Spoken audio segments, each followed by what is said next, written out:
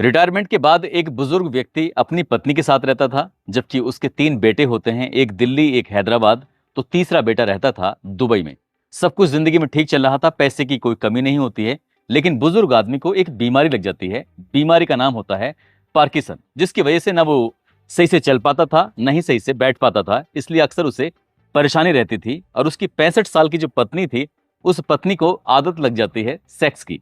और सेक्स करने के लिए वो एक लड़के को अपने घर पे बुलाया करती थी। इसके लिए बाकायदा उसको पेमेंट किया करती थी। वक्त धीरे धीरे आगे बढ़ जाता है और एक दिन कुछ ऐसा होता है जिसकी किसी ने कल्पना नहीं की थी। दरअसल इस घर के अंदर एक नहीं बल्कि 2 कत्ल हो जाते हैं। और इस घटनाक्रम का जब खुलासा होता है तो लोगों को यकीन नहीं हो रहा था कि एक महिला को इतनी उम्र में, जिसकी उम्र 65 साल के आसपास और उसके बेटे से भी छोटे उम्र के लड़के से उसे प्यार हो जाता है और उसके साथ वो अवैध संबंधों में व्यस्त रहती थी।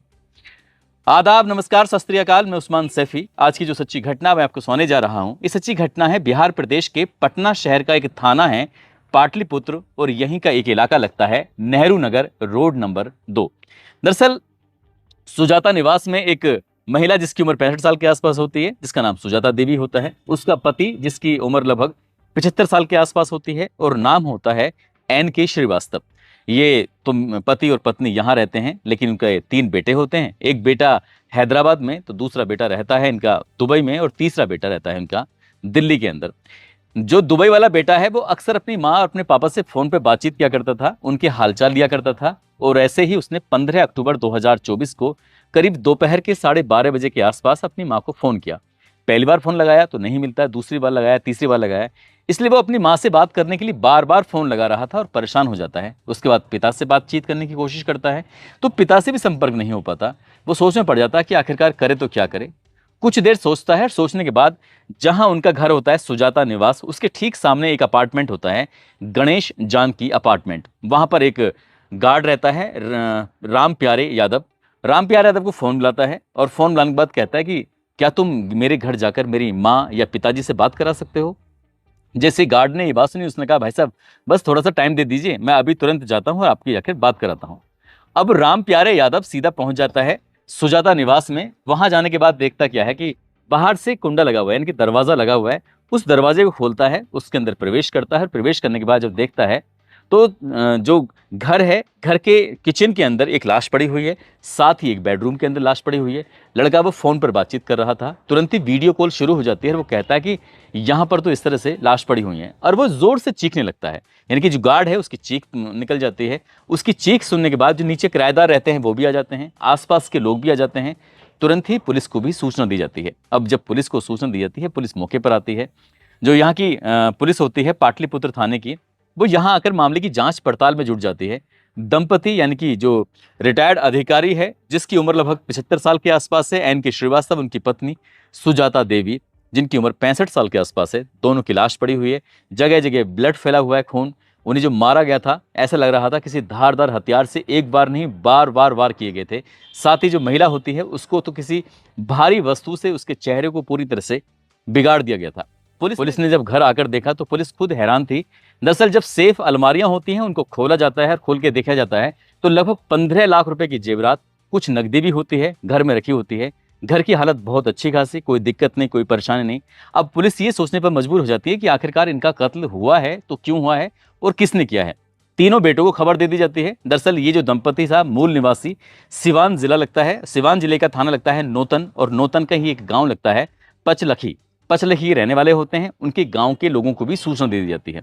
सबके सब लोग आते हैं, आसपास के लोगों से भी जांच पड़ताल की जाती है, पूछताछ की जाती है, लेकिन किसी ने कुछ देखा ही नहीं था। अब पुलिस ने आसपास के जो CCTV कैमरे थे उनको देखना शुरू किया, लेकिन कहीं कोई CCTV कैमरा ऐसा मिला ही नहीं जिसके आधार पर ये कह सकें कि आखिरकार कातिल कौन था, कत्ल क्यों हुआ। इनकी जो CDR होती है उसको निकलवाया जाता है, ये पड़ताल करने के लिए, देखने के लिए कि आखिरकार इनका किसी से कोई मामला तो नहीं है, कोई दुश्मनी तो नहीं है। जब बच्चे भी आ जाते हैं, बच्चों से ही पूछताछ की जाती है, लेकिन कोई भी पुलिस को ऐसा एंगल नहीं मिल रहा था। 15 अक्टूबर की सुबह के वक्त आसपास ये घटना हुई थी। दोपहर में पता चल जाती है पुलिस को, और पुलिस लगातार कोशिश कर रही थी। SSP ने कई टीमें बना दी, फोरेंसिक टीम यहाँ पर आकर एक एक चीज को उठाती है, देखती है, लेकिन कुछ सफलता मिल नहीं पाती। आखिरकार पुलिस को एक व्यक्ति आता है, आकर कहता है कि लगभग 11 सेकंड की एक CCTV फुटेज है, हो सकता है कि आपको यहाँ से कुछ मदद मिल सके। अब पुलिस ने जो 11 सेकंड की रिकॉर्डिंग देखी तो उसमें पता चलता है कि एक व्यक्ति है जो कि इन्हीं के घर की तरफ से आ रहा है, बाइक पर बैठा हुआ है, और जो उसके कपड़े थे, कपड़ों की तो पहचान हो रही थी वो किस कलर के हैं, लेकिन वो कौन है इसकी पहचान नहीं हो रही थी। पुलिस के पास इसके अलावा कोई रास्ता नहीं था, और ये बिल्कुल पूरी तरह से कह सकते हैं कि अंधा कत्ल था। ये जो डबल मर्डर है, इस डबल मर्डर का कातिल कौन है, पूरा शहर यानी कि पूरा पटना शहर इस बात की जानने की फिराक में जुट जाता है। रिश्तेदार, उनके बेटे, जो तीनों बेटे होते हैं, दिल्ली वाला, हैदराबाद वाला और साथ ही दुबई वाला।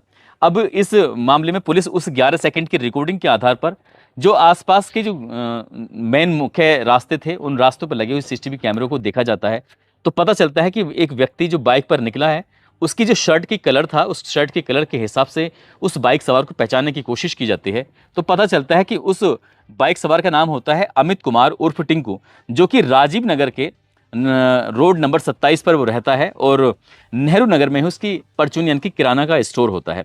जब आसपास के लोगों ने कहा ये तो अमित है, अमित उर्फ टिंकू है, तो पुलिस इसके पास जाती है, क्योंकि अब एकमात्र प्राइम सस्पेक्ट था। पुलिस ने हालांकि कई लोगों को हिरासत में लिया था, और वहां से कोई पुलिस को सफलता मिल नहीं पा रही थी। पुलिस इससे पूछताछ करने लगती है, और पुलिस ने अंधेरे में तीर चलाया, और अंधेरे में कुछ इस तरह से तीर चलाया कि हमारे पास तुम्हारी रिकॉर्डिंग है, हमने तुम्हारी रिकॉर्डिंग देखी है, और उसमें हमें कुछ अहम सबूत लगे हैं। शुरुआत में वो इधर उधर की बातें बताने लगा, लेकिन पुलिस ने जब सख्ती से उससे पूछताछ किया तो उसने चौंकाने वाली बात बताई। दरअसल वो कहता है कि मेरी अक्सर आंटी से बात होती थी।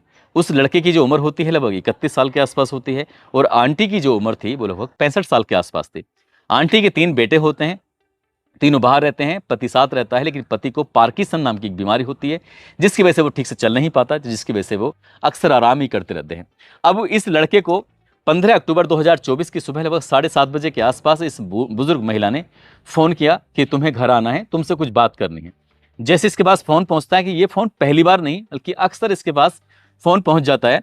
दरअसल ये लड़का जो होता है मूल निवासी नालंदा जिले का हिल्सा एक इलाका लगता है, वहां का रहने वाला होता है। 3 साल पहले ये यहाँ पर परचून की दुकान करने के लिए आया था, और 3 साल पहले ही सुजाता देवी से इसकी जानकारी हो गई थी। ऐसा पहली बार नहीं था, ऐसा अक्सर होता था। वो घर आता था, और घर आने के बाद जो भी बुजुर्गों की मदद करता था, बच्चे की तरह इसी तरह से मदद करके निकल जाया करता था। उसने ये बात बताने की कोशिश की, लेकिन पुलिस ने उससे कहा कि हमें आगे की जानकारी लेनी है, दरअसल आगे की क्या बात है क्या नहीं।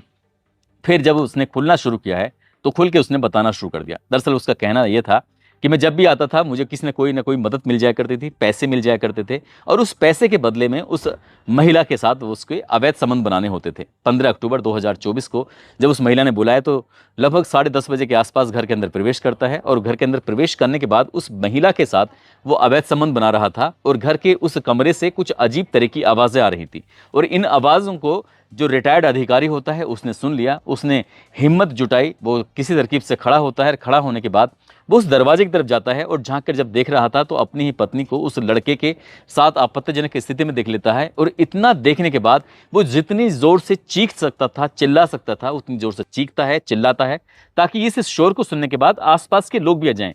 मगर ये पहली बार नहीं था। पति और पत्नी किसी न किसी बात को लेकर अक्सर घर में झगड़ा करते रहते थे, और उनकी चीखने चिल्लाने की आवाजें अक्सर लोगों के पास तक जाया करती थी। और क्योंकि रोज रोज के झगड़े होते थे, तो इसलिए उन लोगों ने उस शोर को, उस चीख को किसी भी तरीके से गंभीरता से नहीं लिया, और मामूली रूप से लिया। उस लड़के यानी कि अमित उर्फ टिंकू को लगता है कि अब कहीं ना कहीं ये बात खुल जाएगी, लोगों को पता चलेगी, तो फिर बवाल हो जाएगा। इसलिए वो बहुत तेजी के साथ उठता है। उठने के बाद उस बुजुर्ग आदमी के पास जाता है, उसको पकड़ता है, पकड़ने के बाद बेड पर पटक के मार देता है। जैसे बेड पर पटक के मारता है, वहीं पास में एक तकिया रखा हुआ था, उस तकिए से उस बुजुर्ग आदमी का उसने जो सांसें थी उसको, उसकी आवाज़ों को, उसकी चीख को रोकने की कोशिश की, ताकि ये चीखे ना। इससे पहले कि वो कुछ और कर पाता, जो सुजाता देवी होती है, उस बुजुर्ग आदमी, उस रिटायर्ड अधिकारी की पत्नी होती है, वो रसोई में जाती है। रसोई से जाकर एक चाकू लाती है, और चाकू लाने के बाद अपने ही पति के सीने में एक के बाद एक कई वार करती रहती है। जब तक क्या उसका पति मर नहीं जाता, तब तक वो ऐसे ही वार करती रहती है। वार करने के बाद वो अपने दोस्त, जो इसका दोस्त होता है अमित कुमार वो टिंकू से कहते हैं कि जो रोज रोज की समस्या है वो पूरी तरह से खत्म हो चुकी है, तुम्हें परेशान होने की जरूरत नहीं है, कोई ना कोई रास्ता निकालते हैं, और रास्ता निकल आएगा, सब कुछ ठीक हो जाएगा। इतना कहने के बाद उसके सीने में जो खंजर घोंपा गया था उसको बाहर निकालती है। बाहर निकालने के बाद सीधा रसोई में जाती है। रसोई में जाने के बाद उस खंजर को वो पानी से धो रही थी, साफ कर रही थी। उसके जो हाथ थे, उन हाथों को भी वो धोने की कोशिश कर रही थी। चाकू बिल्कुल बराबर में रखा हुआ था।